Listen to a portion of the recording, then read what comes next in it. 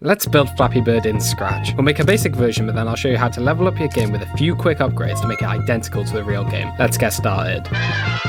Let's start by creating the player. In this case, we're going to use the flying cat sprite that already exists in Scratch, so we don't need to draw anything for this part. Go down to the choose sprite button and search for cat, and then select the flying cat. Select the whole cat and ensure it's in the center of the screen. Now we can move on to the code, and this is where the main movement system comes from. Start with a when green flag clicked block, attach a go to block and set this to 0, 0, so the bird always starts in the center. After that, we need to create a variable that will control how the bird moves. So go to the variables and create one called velocity. Once you've done that, set velocity to 0 under the green flag block to make sure the velocity from the previous round isn't carried through. Next, we need to simulate gravity. Add in a forever loop. Inside the loop, first add a change velocity block from the variables tab and set it to change velocity by minus 0.1. Then add a change y by velocity block so that the velocity actually affects the movement of the sprite. This will cause the bird to fall and build up speed while it's falling. Run the game and you should see the cat falling. Now let's add the jump mechanic. Create a new script using the when space key pressed block. After that, add an if statement to check if the velocity is less than 2. This prevents the bird from flying too fast if you hold down the spacebar. Then add a change velocity block and set it to 4. This gives the bird a controlled upward boost. When you test this, you should be able to press the spacebar and it will move upwards, and then the bird should fall